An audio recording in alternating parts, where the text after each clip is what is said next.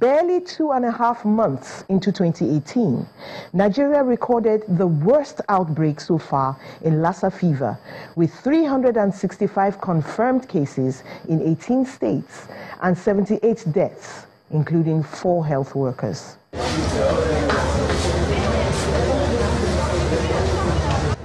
By May, 108 deaths had been recorded in confirmed cases. This galvanized the Nigeria Center for Disease Control, NCDC, to open up reference labs in Ebonyi and Ondo states. During the year, there were 50,500 suspected cases of cholera, resulting in 1,135 deaths. But only 943 cases were lab confirmed. The signing of the agreement between Then, at the end of October, the country scored what could be considered a major victory with the launching of biosafety labs Category 2 and 3 and a biobank built by the Canadian government at the cost of $4.5 million Canadian dollars for quicker diagnosis and study of deadly pathogens, including the Ebola virus. Industrial disputes in the health sector also featured. The joint health sector unions, JOHESU, embarked on a strike on a federal scale in mid-April over what they termed an unfair salary scale and lack of adequate hospital equipment, among other things. By May 10th, the strike had expanded to include state and local government workers. The result was hardship for patients.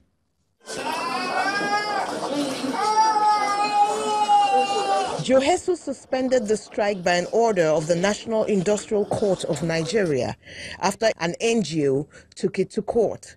The Industrial Court's Mediation Center took over negotiation and reconciliation processes.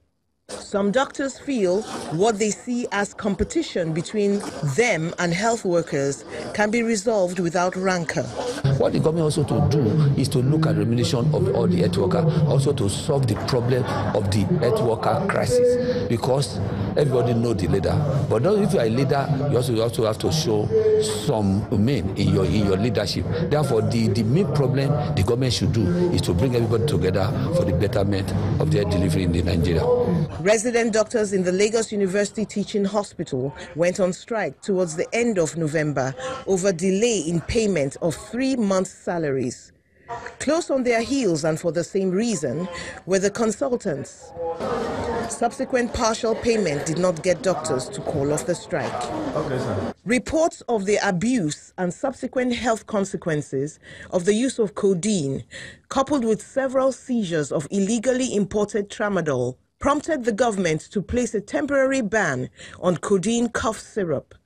Meanwhile, there was a giant leap in the funding of healthcare as Nigeria secured new foreign aid from Global Fund to the tune of $660 million to treat infectious diseases in Nigeria within the next 3 years. The National Health Act 2014 provides for 1% of government's consolidated revenue to go towards universal health coverage. That did not happen up until the end of 2018, but there is a new promise to start the first phase in 6 states and the Federal Capital Territory. If there is no new case of the wild polio virus in the coming year, Nigeria will be declared polio-free in August 2019. This ought to spur health personnel and indeed all Nigerians to not just adopt but maintain healthy habits to stay polio-free for the long term. Mary Alale Yusuf, Channels Television News.